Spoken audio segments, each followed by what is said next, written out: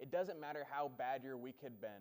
For this stretch of the year, you always have Saturdays to look forward to. That's what's so special about it. Guys, talk to me a little bit about what's so special about college football and why we're so excited to be here. I mean, I'm ready to run through a wall. I mean, it is Saturday. College football is here. I'm so excited. We've had 2 weeks of it already. It's been great. It's lived up to everything that we thought it would be and more. I can't wait.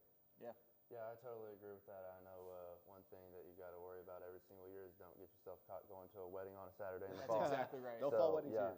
And keep yourself away from the pumpkin patch as well for guys who have girlfriends. So, yeah, Matthew, what do you think?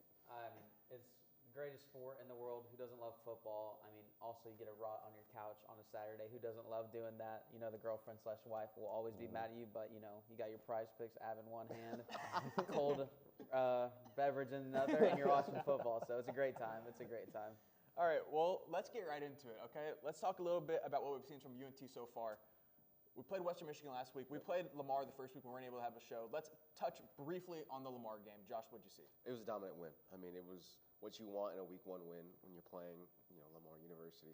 Obviously, that being said, though, we saw a lot of nice things. That offense was phenomenal against Lamar. Defense was even better. Just a big home win, and really liked what I saw in that game. Houston, what'd you see? Kind of building on what Josh said, it was a big game because it was the first game with that new defensive staff led by DC Skylar Cassidy. So I think there's a lot of questions that were answered in terms of his abilities and the type of defense he was going to run. Kind of knew what you were going to see from Drew Mestemaker in this firework offense, but it was good to see that defense get the shutout for sure. Yeah, I agree. So needed that defensively. Matthew, what'd you like? Best thing I like is when you look at our game versus our FCS opponent last year, Stephen F. Austin, compared to this year, complete 180. Like, honestly, a close game last year versus 51-0. I like that a lot better. The week after, things didn't go quite as smooth. We traveled to Western Michigan to take on the Broncos. It was kind of a sluggish game, got off to a really slow start. Josh, what did you think about that Western Michigan game? Yeah, that slow start was absolutely apparent. I mean, it was very much a slugfest to start this game, going into really not the toughest place in the world, but one of the most not hostile environments, but It's just an odd place it's a to weird play, place to you know? play. And one thing that here was the run game. Obviously, they kind of pounded it early, wasn't really successful, but they kept at it. That's one of these things that is so good in winning football games, is you pound the rock, even if it's not working, it helps open up the passing game, and we saw that later in the game when they were trying to come back. Obviously, UNT played really bad in the first half, but the second half I thought it was a little better. The defense, even though here you can see it was a gashing run, and it felt like this all first quarter. Like, it felt like the UNT of old. We felt like, oh my God, you just cannot stop the run off a really nice performance the week before, but it was just gashing run after gashing run. Brock Lowry was just absolutely ripping huge runs as he did there. And man, I mean, that first half was just one to forget for sure. Yeah, Houston, what about you? Yeah, I kind of agree with what Josh said. I mean, it looked like the old UNT defense for sure, losing contain, not wrapping up on the tackles, just kind of not taking good pursuit angles, but to kind of put a positive spin on it, we only saw UNT average 3.2 yards a carry in week 1 against Lamar. They upped that to 6.1 yards a carry against Western Michigan. Mackenzie McGill, first 100-yard rusher for UNT this season with 102 yards and a touchdown, just 16 carries. That's an incredible yards per carry average. But at the end of the day, you also lose Kiefer Sibley to an injury in that game. So, the more weight's going to fall on Mackenzie McGill and Jaden Beck's not here. Caleb Hawkins as well coming up against Wellesley today. Yeah, so we see UNT go down 24-10. They get back into a little bit. Matthew, what did it take for UNT to make this comeback against the Broncos? I mean, it took a new defensive coordinator in my mind. I know we talked about it. They kind of looked like UNT of old, but in my opinion, the UNT of old would kind of, roll over and just kind of give up on that game. I saw a lot of grit, a lot of toughness, and a lot of want and will to come back, tie it up, go into overtime, and eventually win the game. Here we see Mestemaker to, I believe, Wyatt Young maybe. I could be wrong, but I mean, the offense was clicking in the second half. I don't know what Coach said at halftime, but clearly it worked. I mean, the defense locked in, the offense pounded the rock. There we see Mackenzie McGill with a game-winning touchdown. And look at that spin of that football. I mean, that was pretty nice. If I do say so myself, when I was watching that, I was like, dang, he hit the silly too. But I mean, we talk about the UNT of old, but I think this is a new chapter, new page coming back, getting a tough win on the road, and like what y'all are saying, a weird place to play. And Western Michigan, obviously, they aren't the greatest team in the world, but versus Michigan State, I mean, they only held Michigan State to about 23, 28 points. It was under 30, so I mean, they held a powerful opponent to like less than 30. That's not a bad team. I know they're a one-dimensional team, but their one dimension is the running game, and that's what we're kind of weak at. But we got the dub, 2-0. Let's try to get 3-0 next week. Yeah, Bobby Bowden said, great coach at Florida State. He said, first you'd lose big, then you lose close, then you win close, and then you win big. And it was nice to see UNT win close. That's kind of the stage that we're at, year 3 under Eric Morris. But let's talk a little bit about the signal caller for UNT, Drew Messemaker. Finally get to see him kind of struggle in a start. Yeah. We haven't really seen him do that. He balled out against Texas State in the bowl game last season, played really good against an inferior competition in Lamar. Now he got tested a little bit against the Broncos, right at 50% completion percentage. No interceptions, which I like, but he did have some signs of struggle. What did you like and what did you dislike about Drew's performance? I think it was one of those performances that it's like you grind it out. And really, those struggles in that first quarter, especially, was really the field position. They didn't have a drive that started past the UNT 10. That is tough, especially when you're backed up. It's hard to throw the football. This Western Michigan defensive line was getting to him. I think it was different than Lamar because he was really maneuvering the pocket well, but against Lamar, you really saw him maneuver the pocket well. Was not getting hit at all. But I think the rebound in the second half where you saw him kind of open up the passing game because they were running the football, finding his guy Wyatt Young, who has been phenomenal to start this season. I really liked what I saw. It's a tough win, but it's a nice win because you grind it out. First win in program history without ever leading, by the way. So Until the very end. Yeah, until the very end. Yeah, I didn't even think about that. Yeah, because you get the game-winning touchdown in overtime. You're down the whole game until the end there. Houston, talk a little bit about Drew Messemaker. Drew Messemaker. So what I really didn't like was just kind of some growing pains at the start, which you kind of expect from the young quarterback in his first real true road start. I know he had the bowl game last year, but first true road start, some growing pains for sure. Missed some throws, kind of a couple times where you'd like to see him move the pocket, and he didn't do it. He allowed himself to get pressure, allowed himself to get sacked a couple times. But what I really did like was the way that he was able to grind through it. The turnovers, or rather lack thereof. Chandler Morris last season, a lot of times in a game like that, we saw him throw it to the wrong team. He would force mistakes on himself, and we didn't see that from Drew Messemaker. He took care of the ball, missed some throws, but at the end of the day, not the worst performance. If 224 and 2 touchdowns with no turnovers is the worst we see him do, I'm happy with that. Yeah, and Matthew, what did you see out of Messemaker? I agree with Houston a lot. I mean, when we look back to last year, there were a lot of times where our offense, or maybe not our offense, but people on our team would lose the game, if you will. Drew kept us in the game all the time. I get his completion percentage wasn't great, only 224 through the year. He had like 24 on the ground, but he never did anything to really set us back big in the game. I mean, he kind of game managed, if you will, kept us in.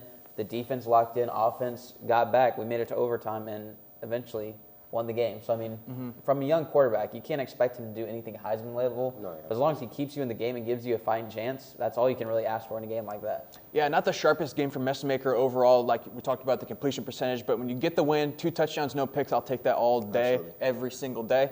The rushing attack kind of came alive, and that's something that we were questioning coming into the season. We didn't know who would be the #1 ball carrier for the Mean Green. We had a 100-yard rusher for the first day, Mackenzie Gill, first time on the season, over 100 yards, had a touchdown as well. What did we like from the UNT run game so far? Houston, I'll actually start with you this time. So I'm a big Kiefer Sibley fan. I know Kiefer Sibley's not the biggest guy, only 5'7", about 160, 170, I think. But the second-year man out of Waco, Texas, is absolutely lightning in a bottle. He can cut on a dime, 100 miles an hour to 0 like that. And it's a tough losing him to injury. But Mackenzie McGill is a very capable runner in his own right. We saw that, like I said, 16 carries, 102, 1 tutty. So I'm very confident in this run game moving forward. Yeah, no, I agree. And they have to have some kind of run game. People look at Eric Morse's offense and they think air raid, we're going to pass the ball 80 times, we're going to run it like 4 times. Like they pass the ball to set up the run, and they have a very effective power run game. They always have. Oscar Attaway was here a couple years ago, and now he's at South Carolina being their starting running back. They've had quality backs here in the past, and they need that for their offense to really maximize. Josh, what did you like out of that? I think it's the same thing. I said it earlier. It's a stubborn run game, right? You're going to use that to open up your passing game, get your defense to condense more so you can open it up more. And I think having a really nice running performance against Lamar where they didn't have that, Mackenzie McGill had 6.2 yards per carry in a game that they didn't really run the football that well. So there's really a light at the end of the tunnel here in terms of how well this team can actually run the football. Obviously, getting the offensive line healthier is a big priority right now. But as this season goes on, you're going to see those zone schemes really start to open up. Talked about the offensive line there for a little bit. I want to actually open discussion about the offensive line. It's something that didn't really hold up as well as we thought it would against a team where we're 10-point favorites. Matthew, I'm going to start with you. Offensive line struggled. What was the problem? I mean, the problem was time in the pocket. I mean, when we were looking at the run, obviously the run's nice, but you use the pass to set that up. And if you can't pass the ball, if you can't even get out of the pocket and pass the ball to start, then you're not going to be able to run the ball. Our right side of the O-line, I really was disappointed with.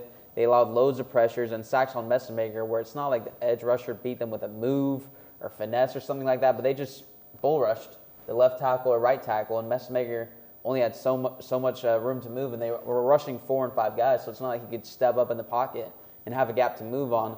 So, I mean, when you have situations like that, you sometimes have to keep the back end to help the tackles. But, I mean, if you're leaning way too far back in your kick step, then you can just be pushed back, but you wouldn't be too far forward because then people can just, I mean, do the Von Miller move, go stuck, and get right past you. Yeah.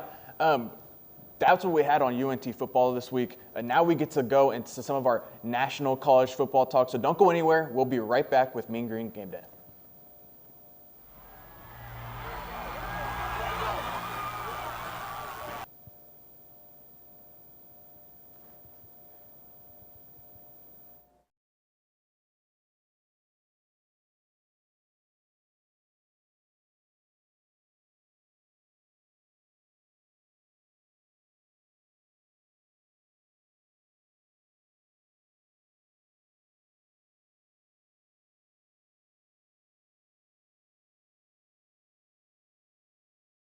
Really want to spoil me. No. Well, then what should I do?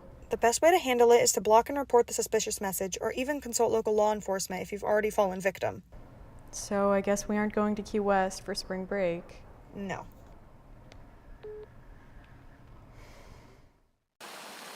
Willis Library, located at the University of North Texas. It has computers, printers, and the building is open 24/7. By going online, you can book up to an hour of reserved space and one of the many private study rooms. Many of them are equipped with whiteboards, a table, and a TV to hook up to your computer. Textbooks can be checked out for free with a student ID. They also have many of these in ebook forms. This is still a library, so always remember to be quiet and respectful of other surroundings, especially in certain places where talking is not allowed. For example, the 3rd and 4th floor are completely quiet. As you can see, Willis Library has many options for students, with it offering many media sources and staying open all the time.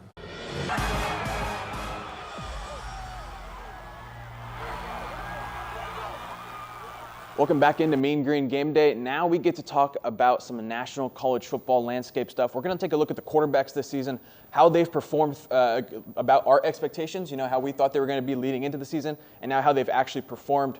Josh, I'll start with you. Give me a quarterback that you're high on in this 2025 college football season. I am super high on Miami quarterback Carson Beck. Now look, coming off the transfer from Georgia, obviously his last year in Athens didn't go as planned, right? Coming into that season, he was probably the Heisman favorite, and for a lot of people in the NFL, he was the consensus first overall pick. That season in Georgia just didn't go the way he wanted, right? Too many turnovers, wide receiver drops, just did not go his way. Then to top it off, a UCL injury in the playoffs, really kind of leaving a lot of question marks as to if he would enter the draft and where he would go, just because the quarterback class was really weak. But then also, if he stayed in college, where is he going to go? He gets a nice offer from Mario Cristobal in Miami. And all offseason, the conversation isn't about football. It's about him going to Miami and signing a major NIL deal, which it was a lot of money. I would have signed that deal. If I'm being honest, I mean, I'd take that back. Then it was about his cars getting stolen from his house after he moved to Miami. Then after that, it was about his very public breakup with his girlfriend. After that, nothing. There was some waves in practice, but Carson Beck basically had nothing in terms of what he can do on the football field. This first 2 weeks in Miami under Mario Cristobal, a huge win versus Notre Dame. Last week set the completion percentage in total passes in a row that hadn't been broken since 1985. From Vinny Testaverde. Heisman winner. Heisman winner Vinny Testaverde. And the last good quarterback the Jets actually had. Either way, Carson Beck is on fire. A lot of it is because they are so loaded on offensive line, wide receiver, running backs, and on the defensive line. Look, he's going to make waves. He's doing a phenomenal job right now so far. I'm really high on him. They got a really nice schedule. If he can be accurate, he's playing like he's free, right? Like the chain, almost like chains are off. He's playing like he's in Miami Beach, sipping a drink, having a lot of fun. So I'm really high on Carson Beck. Yeah, you're right. The discussion around Carson Beck this entire offseason was not football related, like at all. It was never about football. But throughout the summer, throughout the spring, the Miami insiders would report on him and be like, hey, we know we're not replacing Cam. Like, we're not going to be able to duplicate Cam Ward. But we like what we have in Carson Beck. And I thought they were kind of crazy for a little while. I thought there were being some Miami homers. But no, they weren't lying. He looked really good. He looks really good to start this game. Houston, tell me about a quarterback you're high on. So I'm going to go with the New Mexico transfer over to Utah, Devin Dampier. I was a big fan of his coming into the transfer portal. You know, high-end 3-star guy, about 87 grade according to 24/7 Sports, I believe, is what the grade was there. But I think it should have been even higher than that. I mean, he came over to Utah, and not super flashy numbers, 38, 48, 392, and 5 touchdowns. Ball over. That's a completion percentage through the roof, 79.2%. He's doing exactly what he needs to do. He's getting it done on the ground. 20 carries for 112 and 1 touchdown this season through 2 games.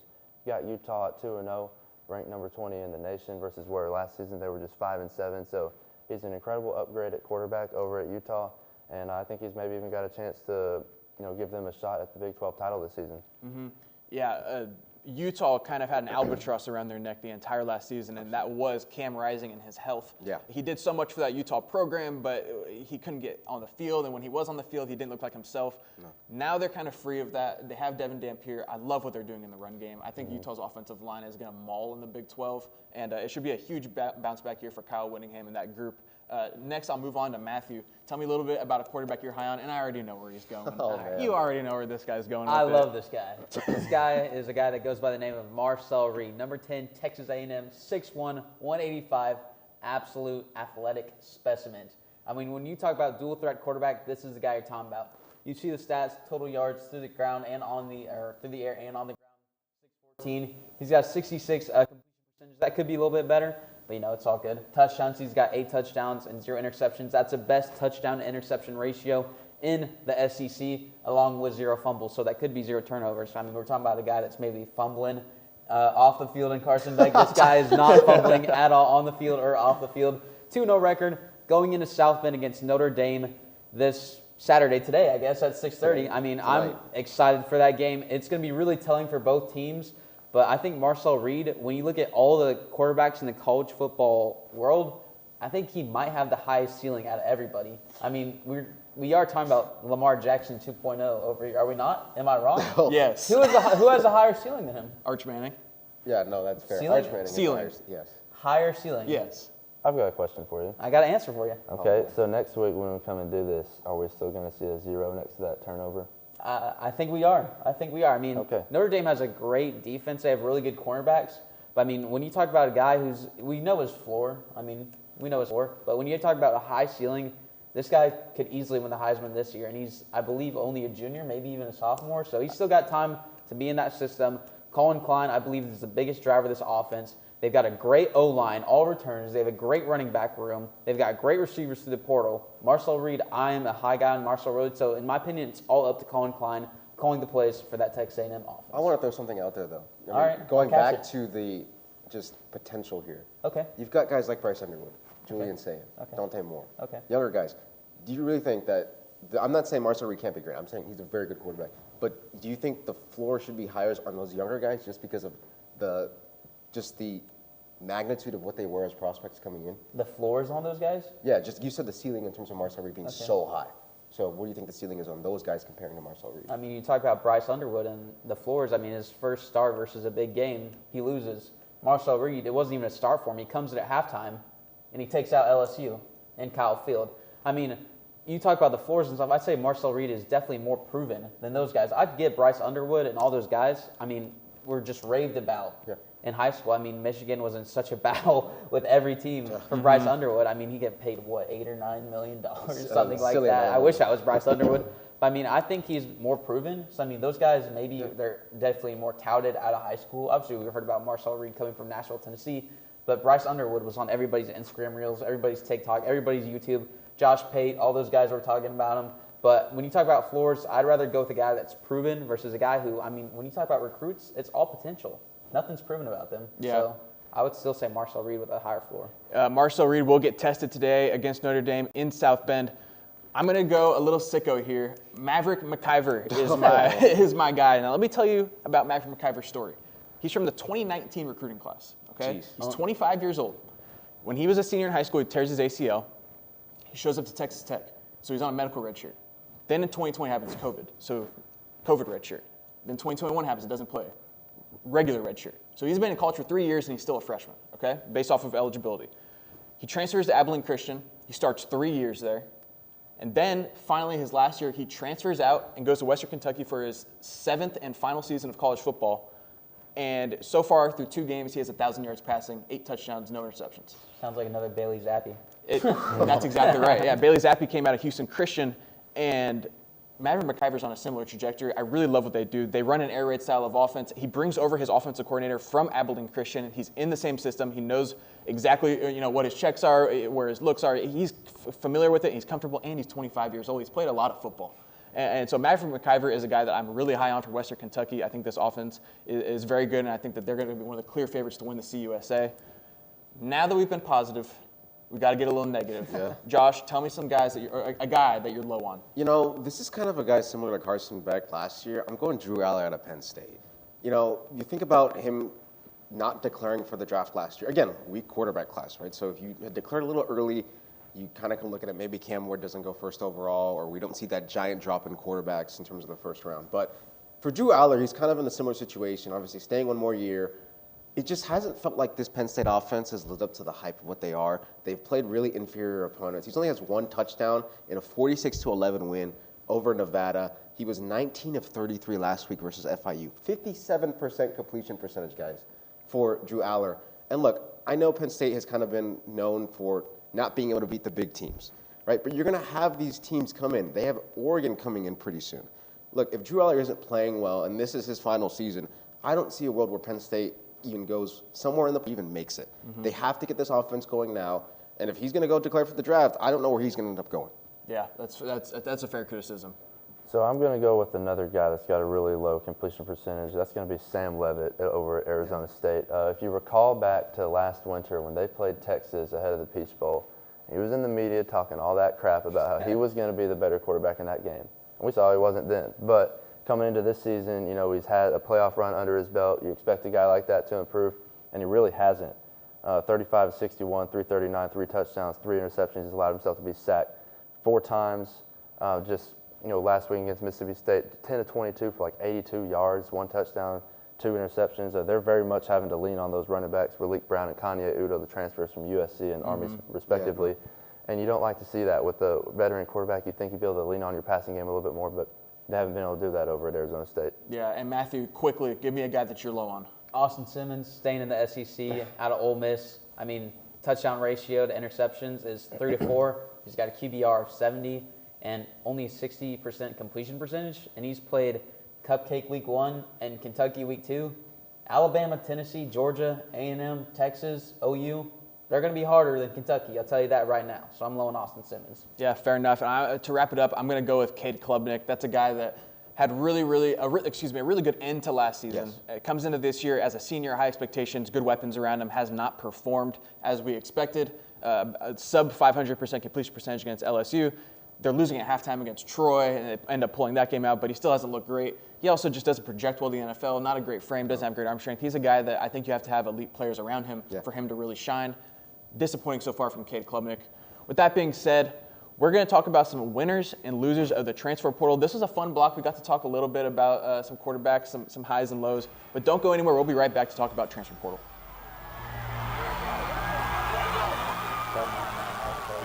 Are you tired of seeing the same old city? You want to learn something and go overseas? Then study abroad with one of many UNT Study Abroad programs. You can find a Study Abroad office right here at Markey Hall, room 145. My study abroad program left on me a great impression. We have a lot of different programs and it varies. We have faculty-led, affiliate, and exchange programs. When you're ready to leave for your study abroad program from UNT, you're going to go through pre-departure orientation and modules so that you are prepared.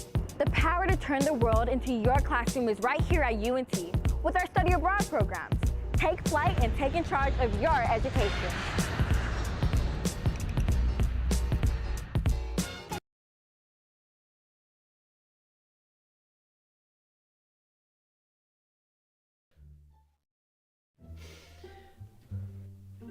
What's wrong? Are you stuck in your paper? Pretty much. I haven't written anything in like an hour. Why don't you check out the Writing Center at UNT? Well, how do I meet up with them? All you have to do to make an appointment is visit the Writing Center's website and either call the number or email writingcenter@unt.edu. The appointment is 30 minutes long, and the trained tutors will be able to help with brainstorming, correcting grammar, ensuring clarity, and a wide range of services. They also do walk-in appointments. That sounds awesome. I'm gonna check them out. So, when's this paper due? 30 minutes? For more information, visit the UNT Writing Center's website. Yeah, it's 6 pages.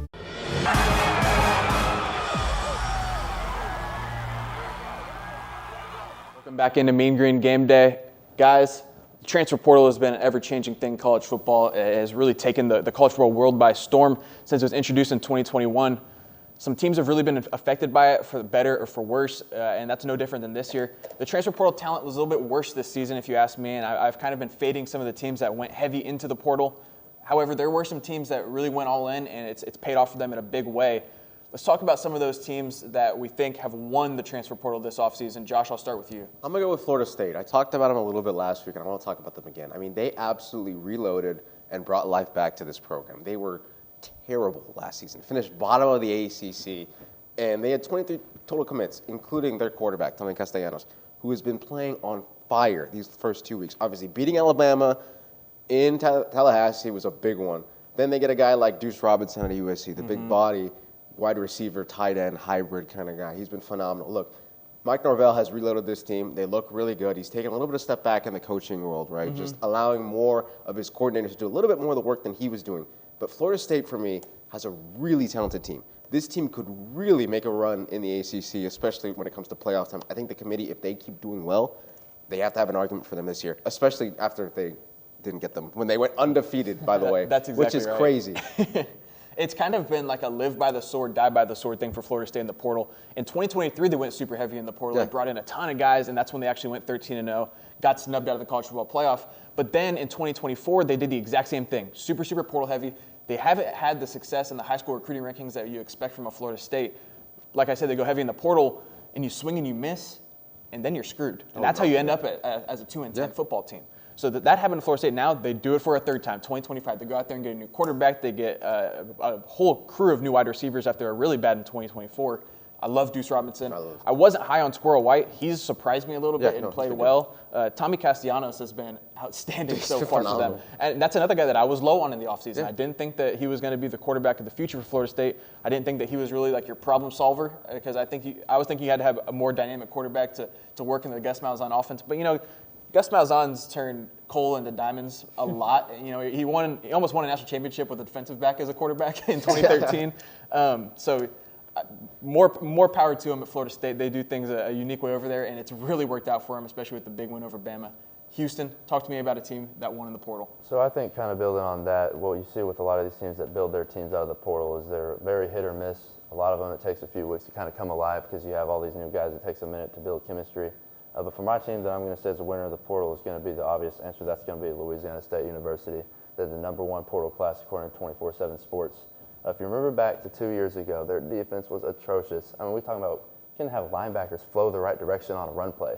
I mean, it was terrible. They were 82nd ranked in points allowed that year with 28 points per game. Then they go #1 portal class. 4 out of their top 5 portal players were defensive guys. And now they're 3rd in the country, and we're all singing their praises with a great defense. So that's why I'm going with LSU on my winner of the portal. Yeah, fair. Absolutely fair. Matthew, tell me. I'm going to go with another team that I guess is a little bit of an obvious answer, but y'all talk about building a team. This team, I wouldn't say maybe built a team. They just acquired talent. I mean, you talk about Texas got oil money. Texas Tech spent their oil money on the portal. I mean, good job and props to them for retaining Micah Hudson. I don't know what the ordeal, all the details with that, him, Texas A&M, then back to Texas Tech, so whatever on that. But their D-line especially just, I mean, it's looked so good out of the portal. They had David Bailey, Romello Height, Lee Hunter, and Skylar Gill-Howard. I mean, that is a nasty D-line, all from schools that were like lower tier, but you saw their stats. They put them in the ACC, even Group of 5 and FCS schools. I mean, that is a great D-line, so I'm going to go with Texas Tech. They acquired talent really well. I don't know if they built a team necessarily, but they just got good guys with good rankings on their team. And they're playing better than they did last year, so I guess it's working. You want to talk about a team building through the portal.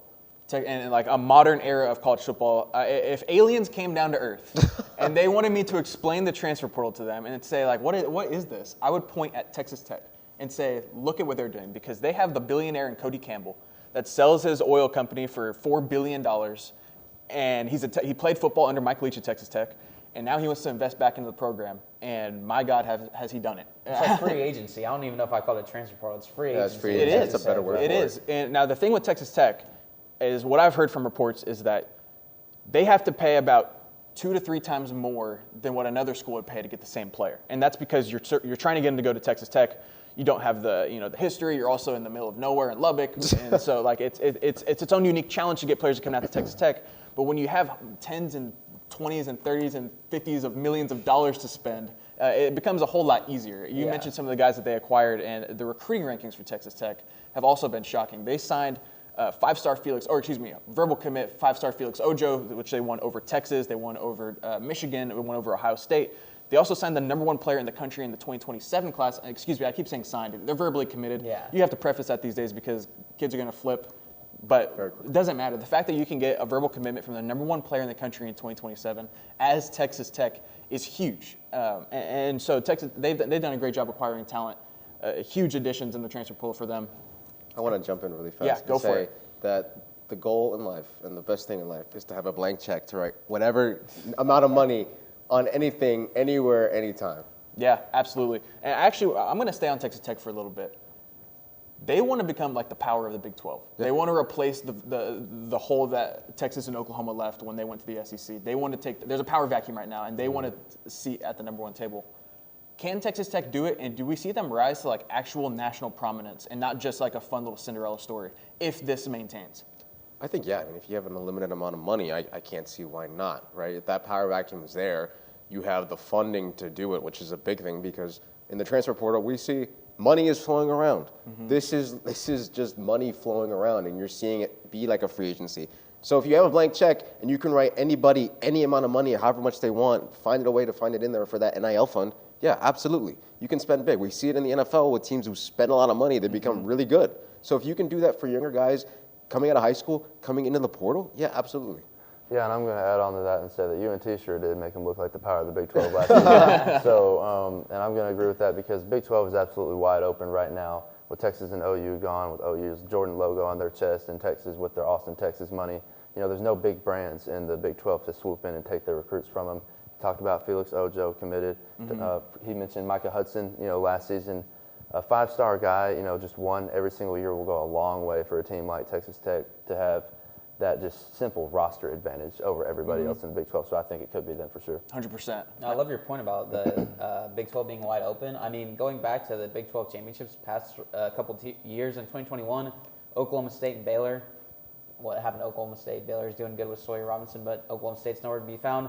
2022, it was K-State, TCU. 2023, it was Oklahoma State, Texas. 2024, I believe it was BYU and Utah. I believe it was that one. In 2025, I mean, we'll see where it goes, but I mean, it's just a rotating. In a lot of conferences, we'll see like Georgia's always in there, or Michigan, or Ohio State's always in there, and like Clemson's always in there with ACC. But with the Big 12, now that OU and Texas are gone, we're not really going to see teams or have teams that have been in that position consistently. So I believe it's wide open, and they can take it for the taking with the right coach and the right players that they're spending money on. We see it with Texas A&M in 2022. You can spend a lot of money, but if you don't got the right coach and the right guys, you don't got the right team. That's exactly right, and that's a good point as well. We're going to go a little bit negative, though, once again, talk about some losers of the portal, because anytime someone wins in the portal, someone has to lose because these players got to come from somewhere. Josh, tell me some losers in the transfer portal. Well, this program kind of had an overhaul of its entire everything. North Carolina is my loser. They had 41 players going to the transfer portal, and we all saw what happened prime time on Monday night in week 1. 48-14 loss versus TCU. They got a nice win, 20-3 over Charlotte. But this team just does not look good. You're not going to play Charlotte every week. You've got a lot of nice teams in the ACC. Cal, Clemson, Syracuse. You got UCF coming up next week after they play Richmond, who their logo is a spider. I had to look. I was like, I thought, I was like, what? Is they playing Spider-Man? Like, what is this? What is this, College Football 26, like team builder team? What is this? Sorry, Richmond. I didn't mean to dunk Poor on any Richmond. there. I didn't mean to dunk on any there. But, point being, North Carolina is a team that, to me, under Bill Belichick, is weird. It's like an NFL team, college hybrid, but they don't have this NFL talent. Pete Thamel said it on Monday night versus TCU. They have NFL scouts are looking at 2 players on that entire roster with 41 transfers coming in. I don't know if that's sustainable. Yeah, I agree with you. Houston, quickly, what do you think?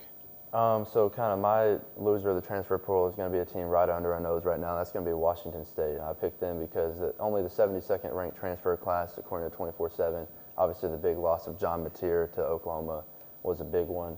And an important stat that I think, kind of goes with that. Last season, 36.5 points per game with Mateer. This season through 2 games, 24.5 points per game without. And it's not like they played the greatest of talent either. Idaho in week 1 only put up 13 points against the FCS school in Idaho. So I went with Wazoo for my loser of the portal. Yeah, great point, Matthew. I got UCLA. I mean, you already know what I'm gonna say. There aren't trades in college football, but it was kind of a 1-for-1 trade with Joey Aguilar and Nico Amaliva. That's his last name, right? Yeah. I'm joking, but I mean, they got slapped around by New Mexico State. They got slapped around by Utah. This is not a good team. The stands were maybe 20% full. Without Chip Kelly, without more history, UCLA is just on a nosedive right now, and it does not look good for them. Yeah, I'm going to have to absolutely agree. And to end things here, the last team that I'll go with for my losers of the transfer portal is going to be the Cal Golden Bears. You lose your starting quarterback, 2 starting wide receivers, starting running back, 5 offensive linemen to the portal, and then I think you also have like 6 guys starting on the defensive side of the ball. They're all coming through the portal. Matthew, they lost 6 running backs in the portal this year, and they brought in a handful of guys to replace them. I'm going to ask you a trivia question. Which former 5-star A&M running back is currently the 3rd string running back at Cal? Former 5-star A&M running back. All right, who transferred out? 5. What class? 4. 22. 3. Did he used to go 2, to SMU? 1. The guy that used to go to SMU. He wore 24 at SMU. I don't remember his name. Give me half credit, please. LJ Johnson transferred into Cal, former 5-star, and he's the 3rd string running back there. Yeah, you get half credit.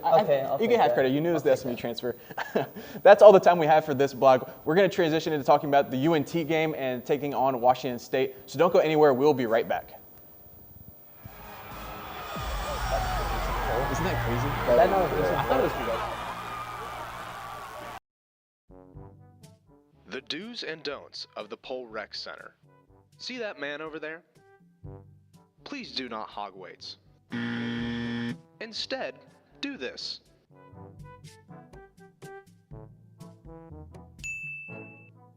Another important part is having an attentive spotter. See, here is an example of a non-attentive spotter. Instead, do this.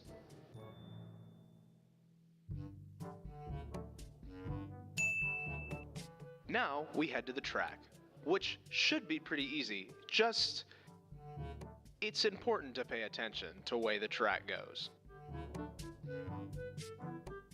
Remember to wipe down the equipment after you're done using it. The towels are provided by the gym, so it's pretty easy to wipe down the equipment when you are done.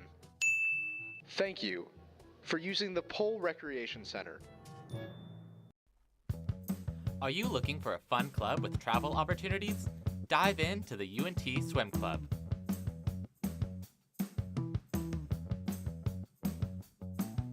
Practicing Monday, Wednesday, and Fridays from 7 to 9 p.m. at the Pole Recreation Center. We accept members at any skill level. For more information, reach out to us at unt.swimclub on Instagram.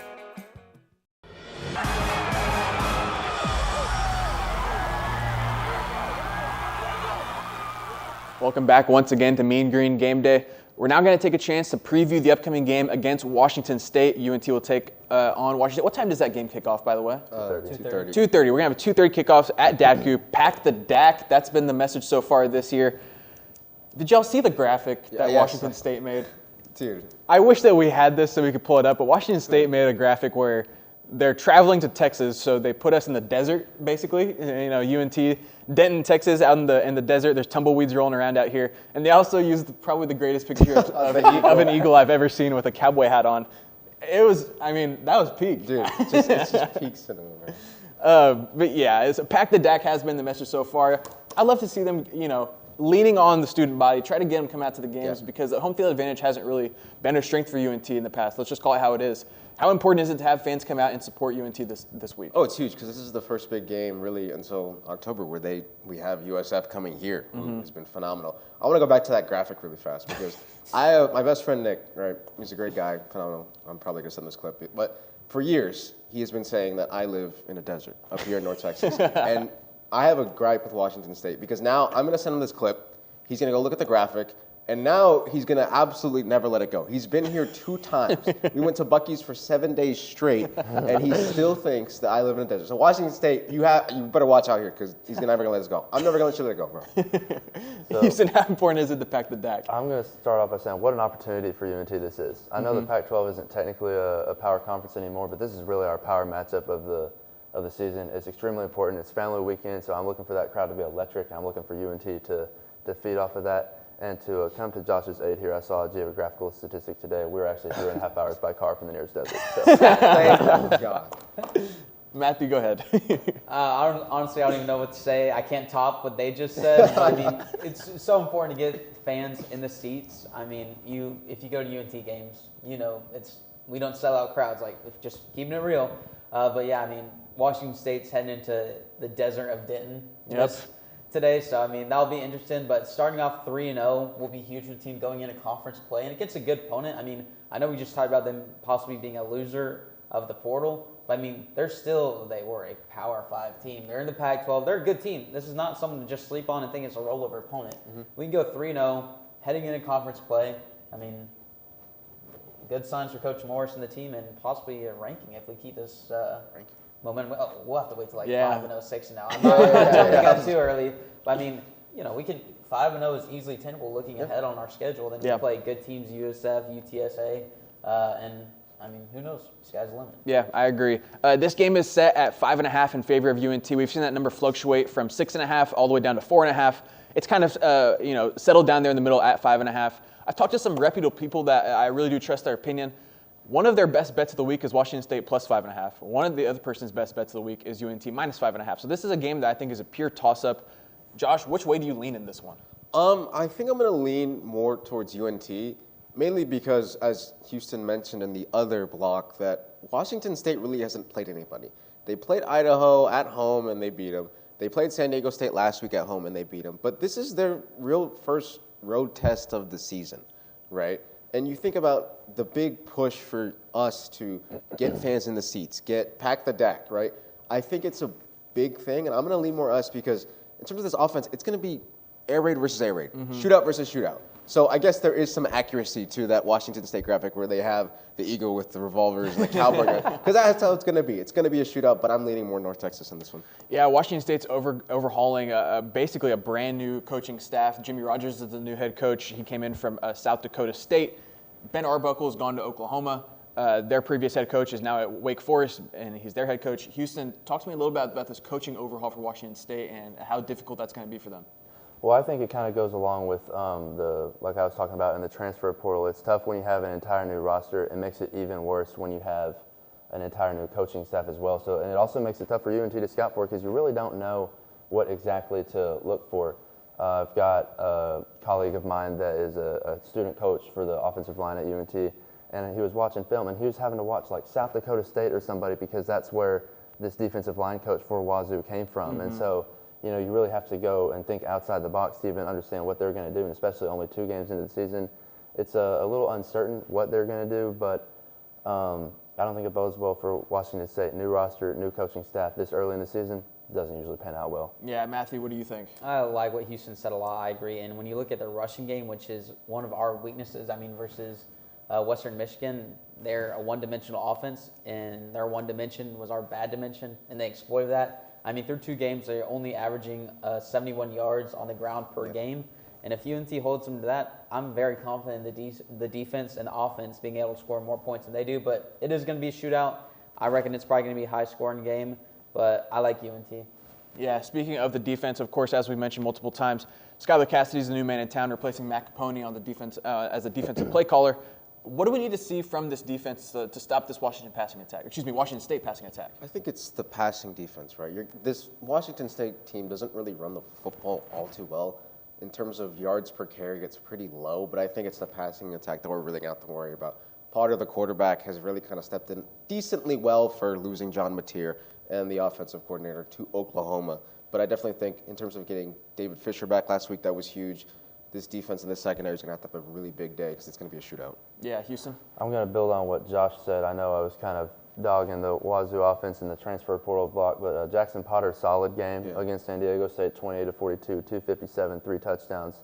Not a bad day, but the UNT secondary is not the one from a year ago. David Fisher, Davion Armstead, we got dogs at both corners. You still got Evan Jackson at the safety position.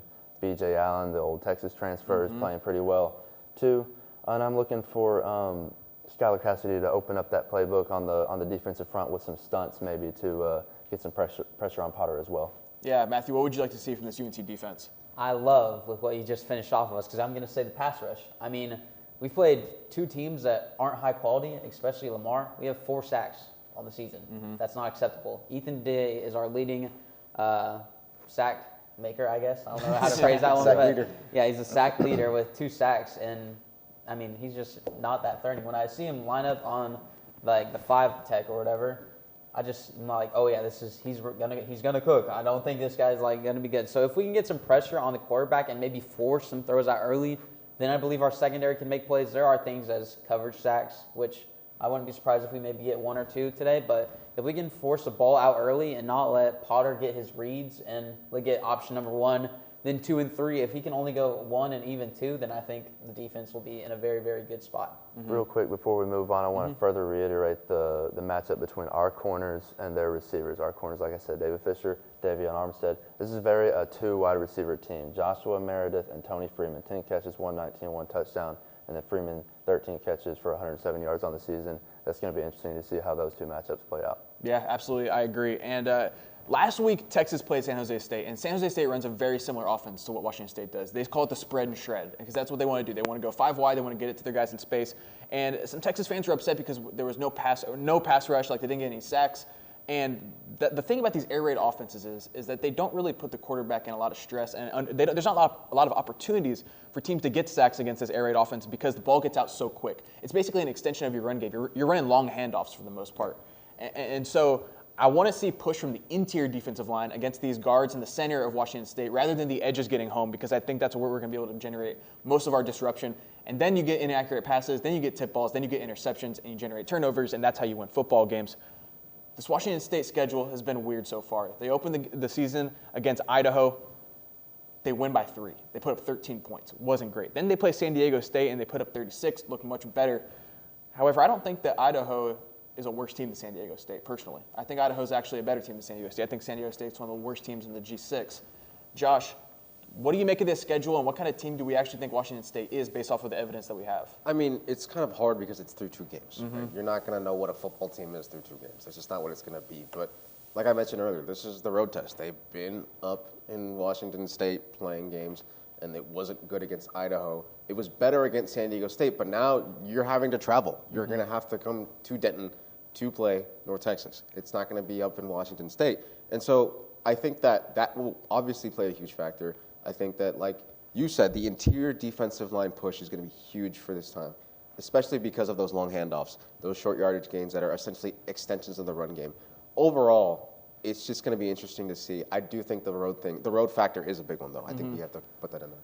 So I'm going to further build on something you said, Wyatt. San Diego State, I think a lot of us look at that San Diego State logo and think about the success they've had in basketball recently and try to loop that in with football. It's not the same. They're not a football school, and so I kind of agree. I think Idaho might be a better team than San Diego State is.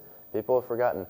Remember last season, Oregon played Idaho and struggled with them early on, and Oregon ended up being the #1 seed in the playoffs. So maybe Idaho is a better team than San Diego State. And as Josh said, Wazoo coming to Denton. We live in the desert. It's hot down here. So I don't know if those northern boys are ready for the Texas heat.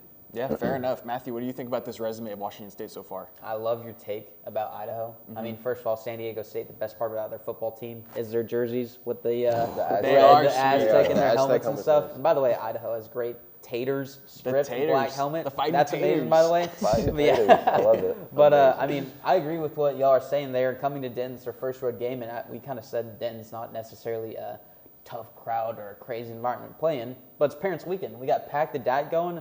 It's going to be a lot fuller than it has been in the past. And it'll be interesting to see how they operate with that. I like how you said the long handoffs. I love that analogy. It's like a Mike Leach at Mississippi State used to drive me crazy because it's like, snap, one Mississippi, bang. I mean, you could even, if there was just no O-lineman, you could barely even reach the quarterback. Yeah. So I like what you said about that. But, I mean, I agree, Idaho's a better team than San Diego State, but I don't think they have played a good team this season. I think UNT is a good team.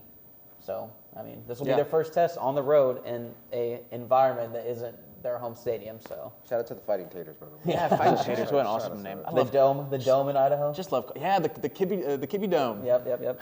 I wish they were still D1 FBS, but I digress. Real quick, very very fast. What are your expectations for Drew Messermaker tonight? This afternoon? I guess really nice game. I think I'm really going to see him in the passing game, air raid offense again.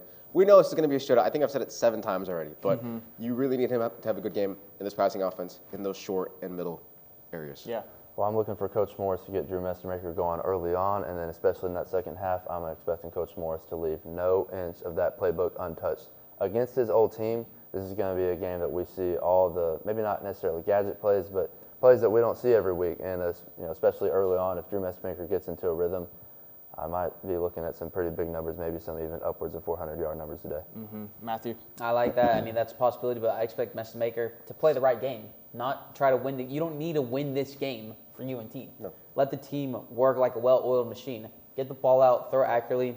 If you're doing QB runs, make sure you make the right reads. Just do your job. You don't have to win this game. Do your job. Who knows? You could pass for 400 yards. You can run for 100 yards. You could total 5 or 6 touchdowns.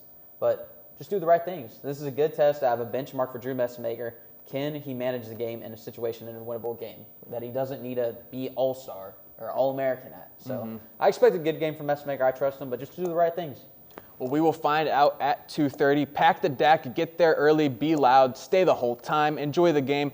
We will be right back with predictions, so don't go anywhere.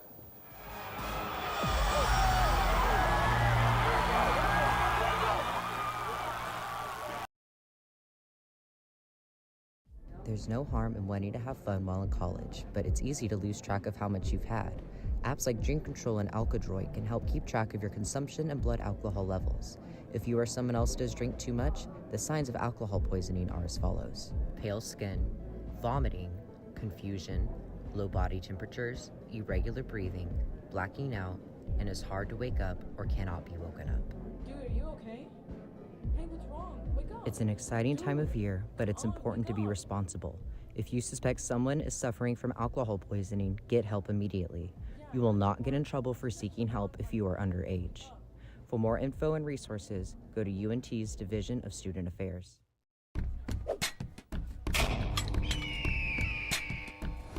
Why should you join Talons? We are very welcoming to people who may be a little bit hesitant. There's people currently right now in our organization who are in leadership positions who were hesitant before to join, and they found out that they just loved the organization and wanted to be a bigger part of it. They post about the football games, everything they're doing, all their events that they host. What's the best part about Talons? I would say meeting new people, because the university, while it's a kind of small campus in terms of like physical land, there's a ton of people here. And so getting to meet all these people who have so much school spirit and love for this university and wants to spread that to other people, it's kind of like a little miniature family that we're in.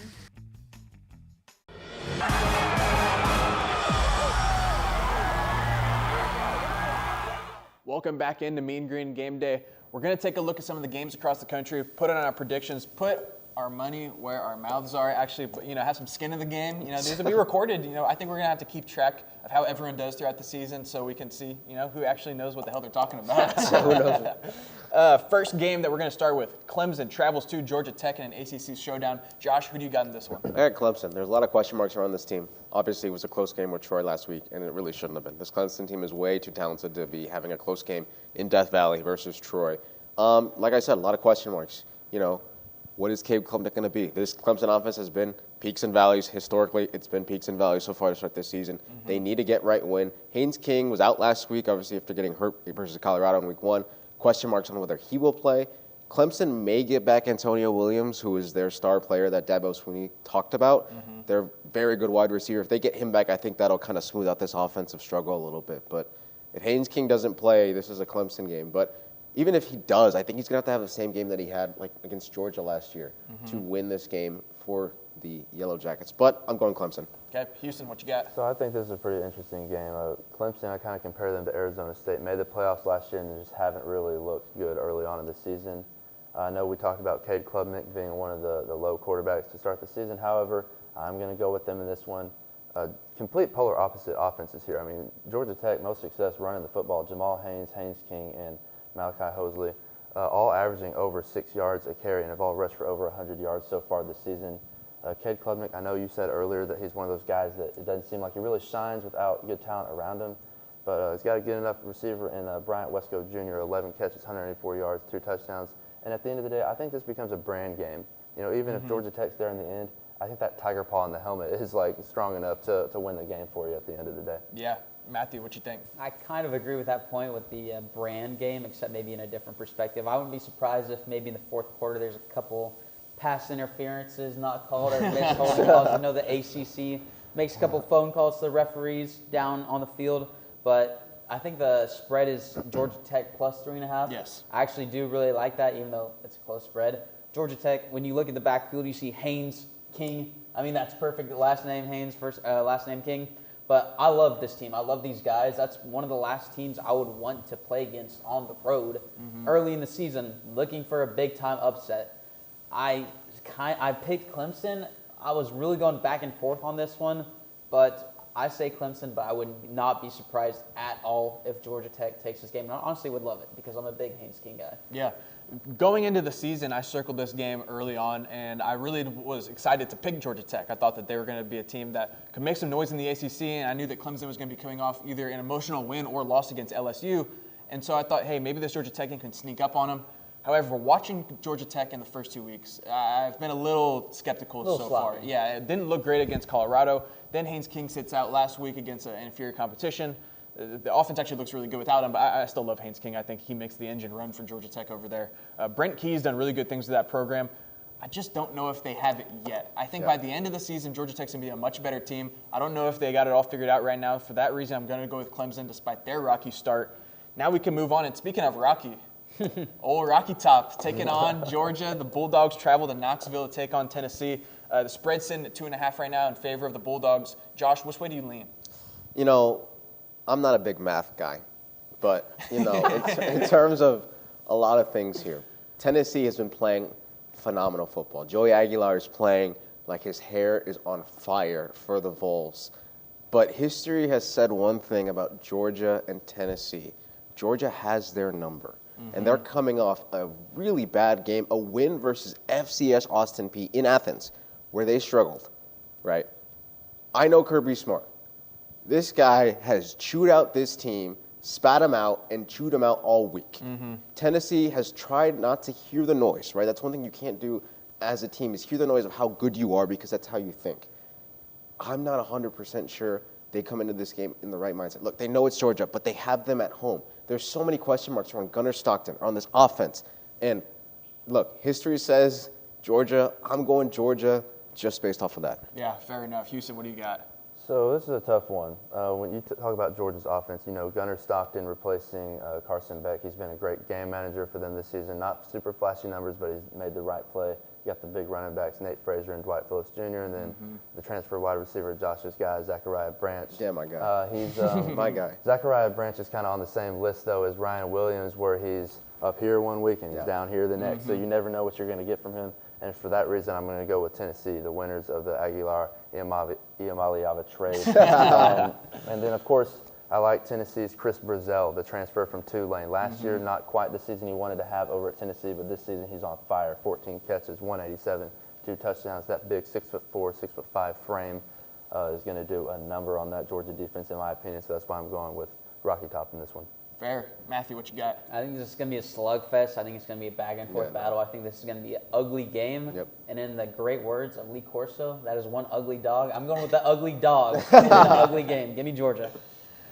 I lean Tennessee in this one. I think that this is going to be a very low-scoring game. Both of these defenses are amazing. Everyone knows, of course, with Georgia's defense. But I think Tennessee's defense has been slept on under the Josh Heupel reign just because he is an offensive guy running that veer and shoot kind of a style you don't associate with a lot of defense. That's really mainly because of Baylor and Art Briles set a bad precedent for the defense. But yeah, I lean Tennessee in this one only because it's more of what Georgia isn't more than what Tennessee is. I haven't seen it yet from Gunnar Stockton to perform on a big stage. He did play a good game against Notre Dame, but that's a game that you lose, and I still think he threw for under 250 yards passing. I got to see more from the Georgia offense as a whole. They were really high on their run game coming into this year. It hasn't materialized as well as they would like it to. They've played some really bad teams also in Marshall and Austin Peay. The Austin Peay game, there was a rain delay, and you can tell they didn't really want to be there, and it was sluggish. I think they're going to look much better this week against Tennessee, but going on the road again for Gunnar Stockton is going to be a struggle, and for that reason, I'm going to lean Rocky Top. Next game, it's the Cinderellas of all Cinderellas if they can pull this one off. They've been the darling of college football to start this season. The South Florida Bulls, after taking down Florida last week, stay in state and take on the Miami Hurricanes. Josh, what do you got in this one? You know, the biggest question going into this game is, can USF do it again? Right? They beat Florida in the swamp, and they made life hard for them. But this is a Miami team that's different. They're loaded on the offensive line, loaded on the defensive line. I love what Byron Brown is doing for USF. I just don't think he can run the ball as efficiently when he's using his legs at the quarterback position on this Miami defensive line. Bain is an absolute unit. There's a reason he has that name. He's damn near close to the comic book character. At the end of the day, I trust Carson Beck to make the right plays, especially because USF didn't really get a lot of pressure in Florida. A lot of it was coverage. They did a really good job making DJ Lagway escape, but I don't think they'll get the pressure there. This offensive line is good, and I trust Carson Beck to make that play on the outside. Look, they're phenomenal. They're playing well. I'm going to Miami here. Yeah, Houston. So I'm going to agree with Josh right here. You touched upon Byron Brown's efficiency running the football. He hasn't really even been efficient at this point. Only 3.9 yards per carry. And you brought this up the other day in the meeting throughout the week about how Byron Brown is kind of who gets the credit for USF's run at this point, but he really hasn't been great. Only 3.9 yards a carry, 65% completion rate, not great numbers. I mean, he's making the right play, but I'm going with Miami here because Carson Beck is, he's playing great for Miami right now. 42 of 55 for 472 and 4 touchdowns. Mark Fletcher is running the ball extremely well. And I just think that Miami is a different beast than Florida was. I think Florida's kind of been that team the last few years that we hype them up at the start of the season, then they're not as good as we thought, in addition to that extremely tough schedule. So I think Miami's a different team than that, so I'm going with the Canes on this one. Yeah, Matthew, what do you think? I think this is pretty easy. I mean, I like USF.